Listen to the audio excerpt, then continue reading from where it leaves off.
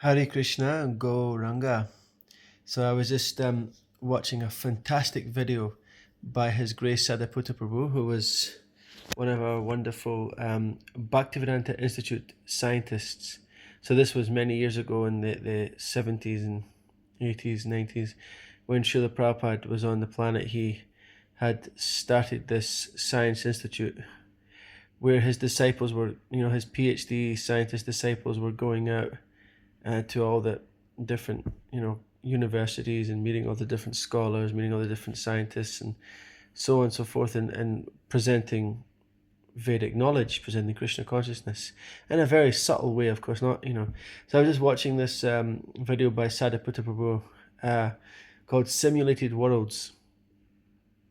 And he, for maybe the first 20, 30 minutes, he hadn't even got to the point where he was going. But it was just, he was building it up. Really, it was fantastic. It's a fantastic video. But one of the points he made I thought was incredible is that he said that basically the idea is saying that, we are living in a simulated world.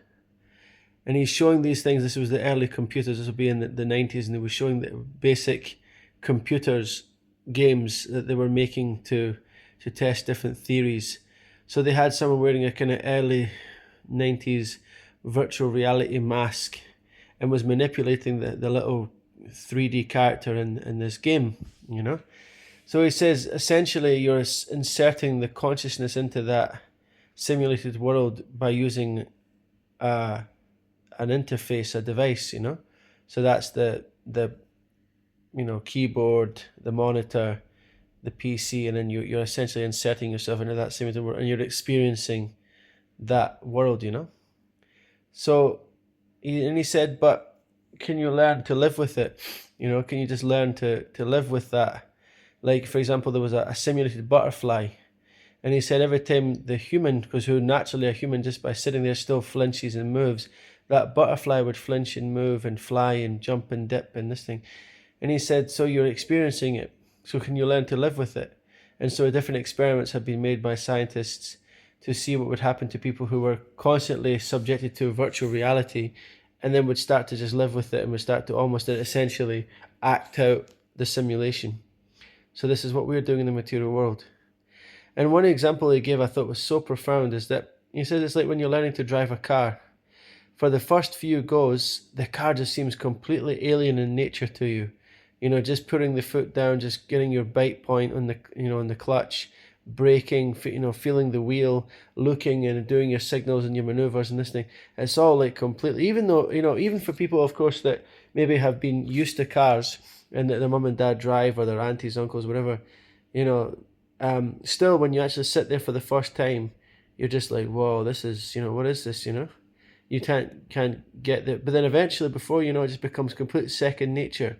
Your body adapts to it and you don't even think about it when you're driving. Most of you, I can imagine, when you're driving, you don't even think about, what you're doing. You're just completely and automatically just fully immersed in the car. It's not even like the car is a machine that you're on. It's like an extension of your will, so to speak, So this is what has happened in this material world, is that we've learned to live with it. We've learned to live in the simulation. And, we're not even aware of the fact that there is something else. But there is a transcendental realm. There is an original self. And our consciousness has been inserted into this simulation due to, the expression of free will. But if we can learn to quieten ourselves, through the process of meditation, namely and most importantly, the chanting of the Hare Krishna Maha Mantra, Hare Krishna, Krishna Krishna, Hare Hare, Hare Rama, Rama Rama, Hare Hare, and many other processes as well, we can actually reawaken that understanding of this transcendental realm. Because right now, although the signals are always being thrown at us from Krishna, from his devotees, and from, different sources as well, still we're not aware of it, we're not attuned to it. So when we can learn to dust off those coverings of ignorance and illusion, then we'll be a bit more crystal clear, and we'll be able to come in tune with our actual self, which is in there, sitting in the heart. You know, our real self is present, but he's just so quieting down that we're just, we're just lost. Excuse me. And of course, the Supreme Original Self is also sitting there with us, and he wants to talk, he wants to connect. So to that degree that we are willing to step forward, he steps 10 times, 100 times, So do a little bit of inner work,